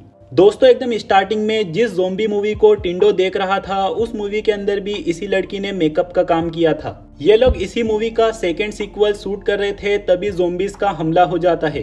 दोस्तों, ये लोग ज़ॉम्बीज की मूवी शूट कर रहे थे और असली ज़ॉम्बीज ने हमला कर दिया। लिटरली इन लोगों के साथ तो प्रैंक हो गया। ये लड़की अपने मरे हुए दोस्तों को याद करके बहुत ही इमोशनल हो जाती है, तभी ये दूसरी लड़की इसे संभालती है। ये लड़की कहती है हमें इस विलेज के लोगों ने यहाँ पर संभाला, इसीलिए मेरी इच्छा है कि मैं आगे भी हमेशा यहीं पर रहूं और यहाँ की लाइफ को सीखूं। दूसरी ओर शिजुका भी विलेज का काम कर रही होती है इन दादी जी के साथ मिलकर और इसे यहाँ का काम बहुत ही ज्यादा पसंद आ रहा होता है। तभी यहाँ पर एकदम से एक ठरकी बुढ़ा आ जाता है जो कि शिजुका को कस के गले लगा लेता है। इस कारण से शिजुका बहुत ही ज्यादा डर जाती है। ये दादी जी बताती है तुम उसके ऊपर ध्यान मत दो, जब से उसकी वाइफ मरी है वो इसी तरीके की हरकतें करता है। उसे देखकर ऐसा लगता नहीं है, लेकिन वो इस विलेज का सबसे बेस्ट हंटर हुआ करता था। तभी दोस्तों यहाँ पर एक आदमी आता है जिसके की हाथ में चोट लग जाती है और ब्लीडिंग हो रही होती है। इसी कारण से शिजुका उस आदमी को टिप देती है अपने हाथ को ऊपर उठा लो और इस तरीके से ताकत से दबाओ, इससे ब्लीडिंग होना बंद हो जाएगी। ये बात सुनकर इन दादी जी और इस आदमी दोनों को बहुत ही अच्छा लगता है। ये दादी जी कहती है वाह क्या तुम डॉक्टर हो। शिजुका जवाब देती है नहीं नहीं, बस मैंने थोड़ी सी पढ़ाई की है। लेकिन दोस्तों इतने में ही यहाँ पर बहुत सारे विलेज के लोग इकट्ठा हो जाते हैं और वो शिजुका को डॉक्टर डॉक्टर बोलने लग जाते हैं, साथ ही वो अपनी अपनी परेशानियां बताने लग जाते हैं। दूसरी ओर ये फार्मर केंजो को गोबर के खाद के बारे में बता रहा होता है कि इससे किस तरीके से सॉइल के मिनरल्स को वापस लाया जाता है। तभी केंजो की नज़र यहाँ पर एक छोटी बच्ची पर पड़ती है जो कि बहुत ही ज़्यादा दुखी होती है। ये आदमी बताता है ये बच्ची सिटी से आई है और इसकी सारी की सारी फैमिली मारी जा चुकी है। इसके डॉग के अलावा अब इसका और कोई नहीं बचा है। इस कारण से जब से ये यहाँ पर आई है इसने एक भी बार स्माइल नहीं की। लेकिन दोस्तों तभी जेंटलमैन केंजो आगे आता है और वो इस बच्ची से बातचीत करने लग जाता है और वो सक्सेसफुली इस बच्ची को हंसा देता है और इसके साथ दोस्ती कर लेता है। ये बच्ची अपना नाम आंजो बताती है। केंजो कहता है अच्छा अगर आज से मैं तुम्हें आंजी कहूँ तो कैसा रहेगा। तभी सीन शिफ्ट होता है और हम आमाहाशा को टिंडो की मदर के साथ देखते हैं। टिंडो की मदर आमाहाशा को बहुत सारी बातें बताती है, जैसे कि ये लोग यहीं के यहीं किस तरीके से बिजली को बना रहे हैं और इस बिजली का इस्तेमाल इन बाउंड्रीज पे करते हैं जिससे कि इनसे ज़ॉम्बीज अंदर नहीं आ पाते। जैसे ही ज़ॉम्बीज इनको टच करते हैं उनको बिजली के झटके लगते हैं। सीन वापस टिंडो के ऊपर शिफ्ट होता है और इस लड़की को विलेज की लाइफ बहुत ही ज्यादा अच्छी लग रही होती है, क्योंकि सिटी के अंदर कोई भी किसी के लिए अवेलेबल नहीं होता है, लेकिन विलेज के अंदर सभी लोग एक दूसरे के साथ रह रहे हैं और वो भी हंसी मजाक के साथ बहुत ही खुशी से। दोस्तों सचमुच में ये एक डार्क रियलिटी है, क्योंकि सिटीज के अंदर ज्यादातर रिश्ते सिर्फ मतलब के ऊपर ही टिके होते हैं। हालांकि दोस्तों ऐसा नहीं है कि विलेज के अंदर सारे के सारे लोग अच्छे ही हो और सारे लोग तुम्हारी मदद करें, लेकिन विलेजेस की ये बात होती है कि वहाँ पर मतलब ये परसेंटेज बहुत ही कम होता है मतलबी लोगों का। तभी अगले सीन में हम देखते हैं केंजो टिंडो से मिलता है और यहाँ पर ये इविल बंदा आ जाता है जिसका नाम है हिगुराशी। केंजो हिगुराशी को देखकर पहचान जाता है और टिंडो से कहता है क्या तुम्हें ये याद नहीं है, ये अपने ही साथ कॉलेज में पढ़ता था।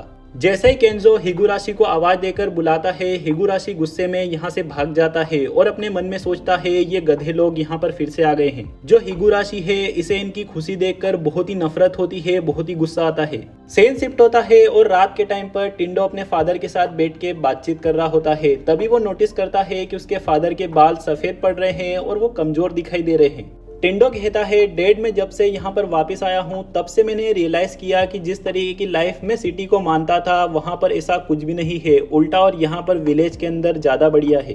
टिंडो के फादर कहते हैं, इस छोटे से विलेज में क्या रखा है। जो असली मर्द होता है वो एक बहुत ही बड़ा सपना देखता है और उसे फॉलो करने के लिए जुट जाता है।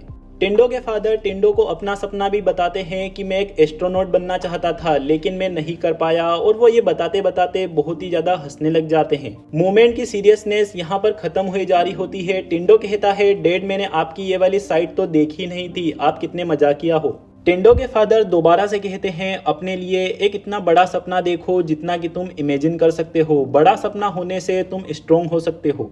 टिंडो की एक और ख्वाहिश पूरी हो जाती है कि अपने विलेज में वापस जाकर अपने पेरेंट्स के साथ वैल्यूएबल टाइम को स्पेंड करो। इसी के साथ सीन शिफ्ट होता है और हम देखते हैं हिगुराशी की टीम मेंबर को, जो कि यहाँ पर आती है और इस करंट के अंदर छेड़खानी कर देती है।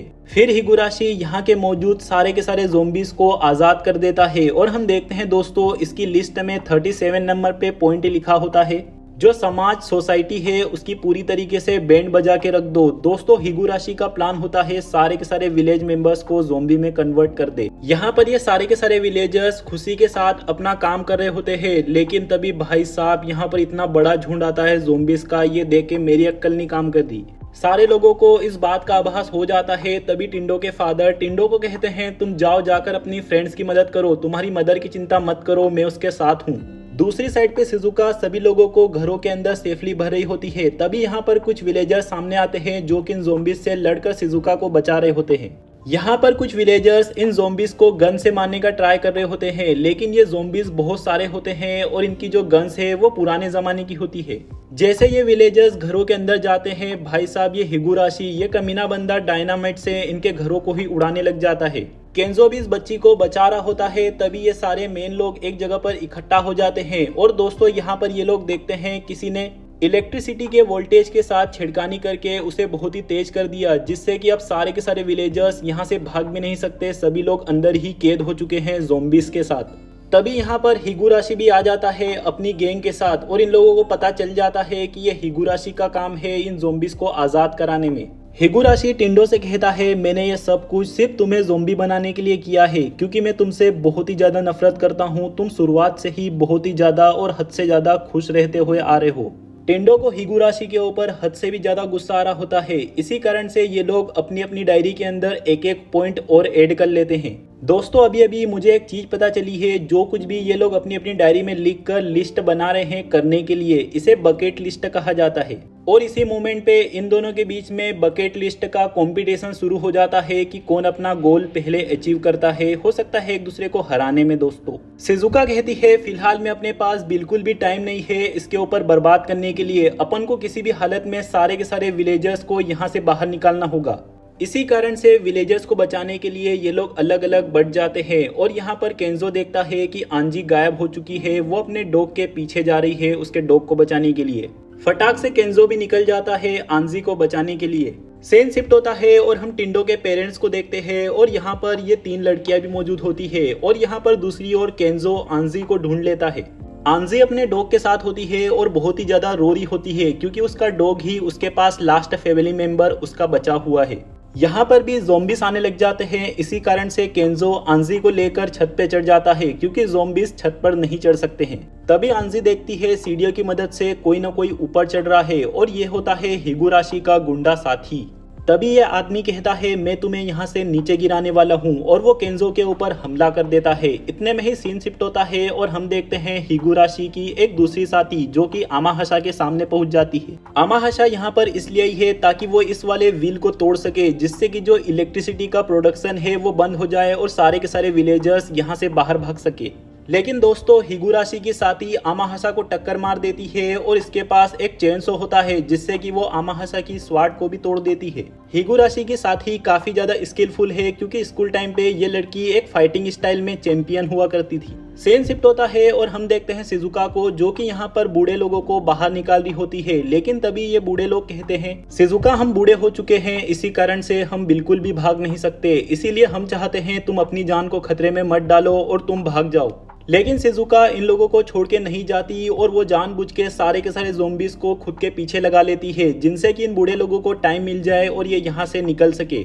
दूसरी ओर हम देखते हैं टिंडो के पेरेंट्स खतरे में आ जाते हैं, क्योंकि ये ज़ॉम्बीज़ किसी भी वक्त दरवाजे को तोड़ने में है। लेकिन एकदम से यहाँ पर टिंडो आ जाता है। टिंडो एक फावड़े की मदद से इन ज़ॉम्बीज़ से लड़ने लग जाता है और अपने मदर फादर से कहता है, आज तक आपने जो कुछ भी मेरे लिए किया है मैंने उसकी भरपाई नहीं की है, इसीलिए मेरे जीते जी मैं आप दोनों को कुछ भी नहीं होने दूंगा। लेकिन दोस्तों इतने में ही टिंडो के फादर टिंडो को अंदर खींच लेते हैं और वो खुद चले जाते हैं इन ज़ॉम्बीज़ से लड़ने के लिए।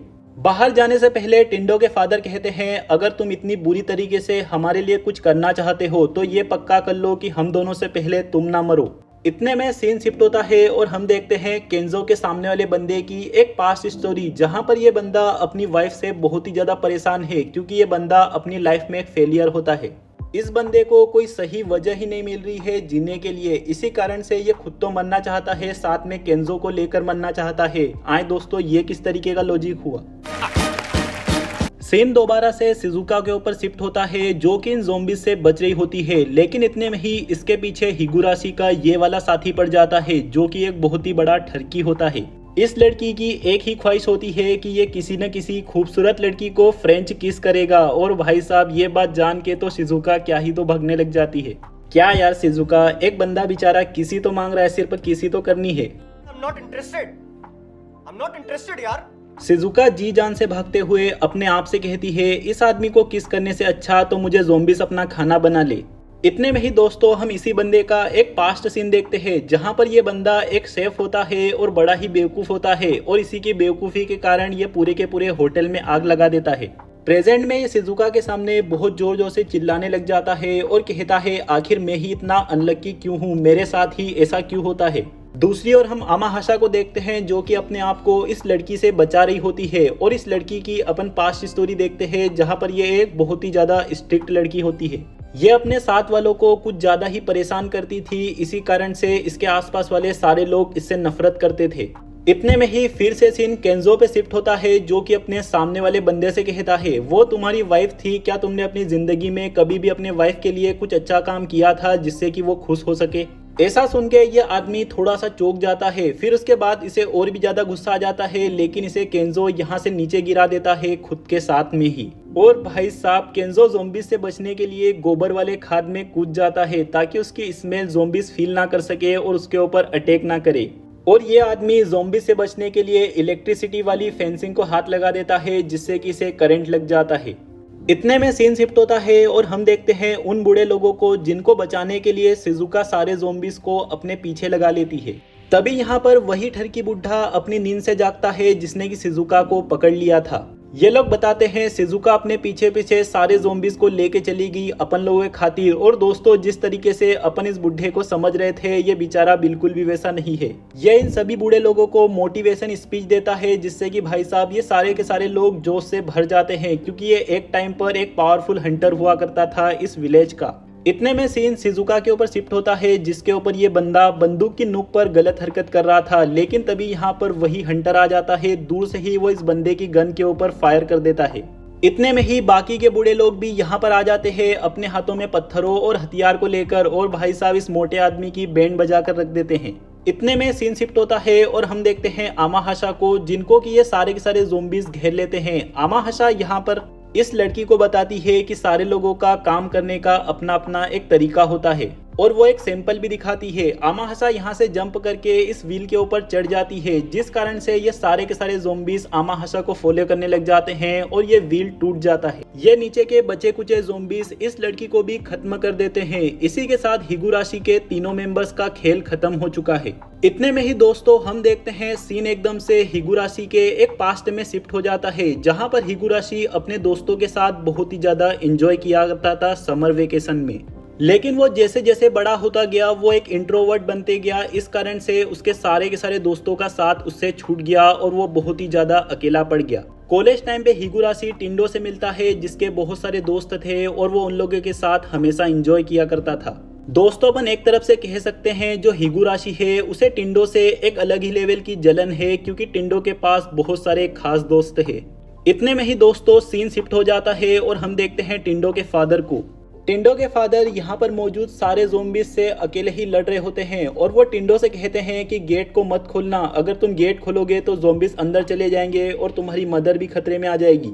हम देखते हैं टिंडो के फादर बहुत ही बेहतरीन तरीके से इन सारे के सारे ज़ोंबीज को मारने लग जाते हैं। फिर यहाँ पर बहुत थोड़े से ही ज़ोंबीज बचते हैं, लेकिन एकदम से उन्हें किसी तरीके की कमजोरी आ जाती है जिसके कारण वो जमीन पर गिर जाते हैं। शायद से दोस्तों यही वो बीमारी वगैरह हो सकती है। जैसे ही टिंडो के फादर को ज़ोंबीज खाने वाले होते हैं, हिगुराशी आ जाता है और वो टिंडो के फादर को ऊपर खींच लेता है और फिर टिंडो को ब्लैकमेल करने लग जाता है कि बाहर आकर ज़ोंबी बन जाए, नहीं तो उसके फादर को ज़ोंबीज को खिला देगा। टिंडो के फादर टिंडो को बाहर आने से मना कर रहे होते हैं और कहते हैं वैसे भी मेरे पास बहुत ही कम टाइम बचा हुआ है। टिंडो की मदर बताती है उन्हें एक ऐसी बीमारी हो चुकी है जिसका इलाज कराना फिलहाल के टाइम पे नामुमकिन है, इसी कारण से उनके पास पहले से ही बहुत कम टाइम बचा हुआ है।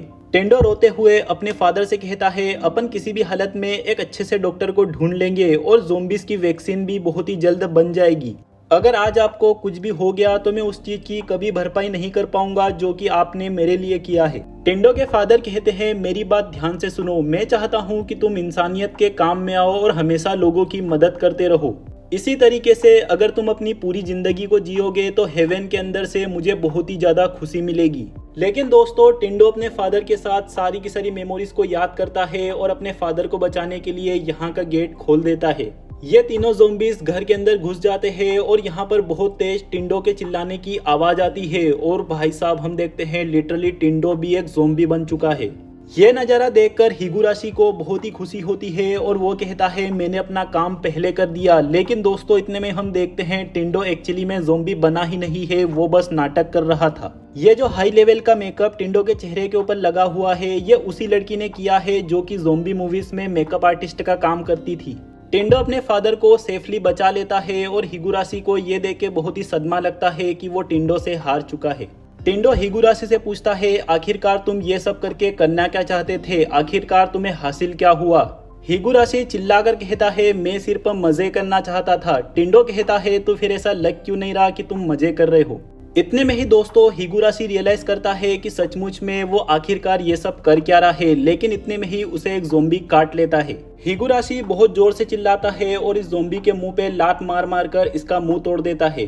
तभी दोस्तों हम देखते हैं यहाँ पर पीछे से भी बहुत सारे ज़ोंबीज आने लग जाते हैं। तभी टिंडो हिगुराशी से पूछता है मुझे ये बताओ कि असलियत में तुम चाहते क्या थे, तुम क्या ऐसा चाहते थे जो कि सचमुच में तुम अपनी डायरी में लिखना चाहते थे। यहाँ पर हिगुराशी ज़ोंबीज में कन्वर्ट होते होते बहुत ही ज़्यादा इमोशनल हो जाता है और अपनी एक पुरानी मेमोरी को याद करते हुए बताता है कि असलियत में मैं भी सिर्फ दोस्तों के साथ मजे करना चाहता था, एंजॉय करना चाहता था। टिंडो कहता है अगर यही बात तुम हमें पुराने टाइम पर बता देते तो आज तुम्हारे और मेरे साथ ये नहीं होता। दोस्तों पास्ट सीन में हम देखते हैं टिंडो ट्राई करता है हिगुराशी को अपना फ्रेंड बनाने का, लेकिन फिर भी हिगुराशी बहुत ही बड़ा इंट्रोवर्ट होता है या फिर उसके मन में नफरत भर चुकी है, इसी कारण से वो यहाँ से भाग जाता है। प्रेजेंट टाइम पे टिंडो हिगुराशी को गले लगा लेता है और कहता है अगर मैं भी ज़ोंबी बन जाता हूँ तो फिर मैं तुमसे दोस्ती करूंगा और जरूर से तुम्हारे साथ समर टाइम में पूल में नहाने जाऊंगा और बहुत ही ज़्यादा एंजॉय करेंगे अपन।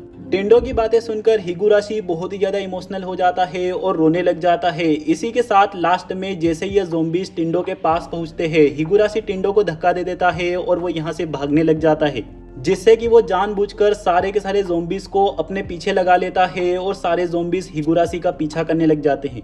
अगले सीन में सारे के सारे लोग इकट्ठा हो जाते हैं और इन सभी विलेजर्स को यहाँ से बाहर निकालने की प्लानिंग कर रहे होते हैं, लेकिन इतने में ही यहाँ पर आमाहासा आ जाती है उसी बड़े व्हील के साथ। इस व्हील की मदद से आमाहासा इन फेंसिंग्स को तोड़ देती है जिससे कि ये लोग यहाँ से बाहर निकलने में कामयाब हो जाते हैं। लेकिन फिर भी दोस्तों इनका एक और परेशानी रास्ता देख रही है। जिस पुल से ये लोग जाने का सोचते हैं वो पुल टूटा होता है, इस कारण से ये सारे के सारे लोग खतरे में आ जाते हैं और सारे ज़ोंबीज इनकी ओर बढ़ रहे होते हैं। लेकिन इतने में ही यहाँ पर मिस्टर कुमानो आ जाते हैं जिन्होंने की एक पुल बना के रखा हुआ है और वो इस पुल को इधर की साइड फेंक देते हैं जिससे कि ये लोग इस पुल को सेट कर लेते हैं। सारे के सारे विलेजर्स और सभी लोग सक्सेसफुली सेफली दूसरी साइड पर पहुंच जाते हैं और इन ज़ोंबीज से बच जाते हैं। इसके बाद थोड़े ही टाइम के अंदर ये लोग सारे के सारे ज़ोंबीज के ऊपर काबू पा लेते हैं और मिस्टर कुमानो की मदद से अपने विलेज को रिस्टोर करने लग जाते हैं। तभी रात के टाइम पे सीन टिंडो के ऊपर शिफ्ट होता है, जो कि अपने फादर की तबीयत को देखते हुए बहुत ही ज्यादा परेशान होता है और वो बहुत ही ज्यादा रो रहा होता है। टिंडो अपनी दुख भरी आवाज में अपनी मदर से पूछता है वैसे फादर को बीमारी कौन सी है। तभी भाई साहब टिंडो की जो मदर है वो हेमरोइड नाम की कोई छोटी मोटी बीमारी का नाम लेती है, जिन्हें कि वो खुद बहुत ही बड़ा मानती है। एक्चुअली में ये बीमारी इतनी ज्यादा बड़ी नहीं है जितना कि टिंडो की मदर और फादर इसे मानते हैं। यह सुन के टिंडो को बहुत ही बड़ा रिलीफ मिलता है। फिर वो अपने फादर की बात मानने का डिसाइड करता है। टिंडो के फादर ने उसे इंसानियत की मदद करने के लिए कहा था, इसी कारण से अब टिंडो जाएगा ज़ोंबी वायरस का एंटीडोट या फिर वैक्सीन ढूंढने के लिए। इसी कारण से टिंडो अपनी बकेट लिस्ट के अंदर और नए पॉइंट्स ऐड करने लग जाता है। साथ ही साथ ये तीनों भी अपने अजीबोगरीब पॉइंट्स ऐड करने लग जाते हैं। अगली सुबह ये चारों लोग विलेजर्स से अलविदा लेते हुए निकल जाते हैं जापान की सैर करने के लिए, ताकि ये लोग एंटीडोट ढूंढ सके। इसी के साथ दोस्तों इन लोगों के पूरा जापान घूमते हुए इस एनीमे की एक बहुत ही शानदार और हैप्पी एंडिंग होती है। दोस्तों अगर इस एनीमे को मैं अपनी पर्सनल रेटिंग देना चाहूँ तो मैं इस एनीमे को दूंगा 10 में से 7.5 पॉइंट्स। ऑफ कोर्स दोस्तों तुम लोग भी अपनी अपनी रेटिंग कमेंट बॉक्स में दे सकते हो, क्योंकि जरूरी नहीं है जितनी मुझे पसंद आई हो उतनी आपको भी पसंद आई हो सकता है आपको और भी ज्यादा अच्छी लगी हो या फिर बेकार लगी हो। मिलते हैं बहुत ही जल्द अगली बेस्ट एनिमे के अंदर। अगर तुम लोगों के पास कोई सजेशन है बेस्ट एनिमे का तो जरूर से कमेंट बॉक्स में दे सकते हो। तब तक के लिए मेरे सारे भाई लोगों को बाय बाय।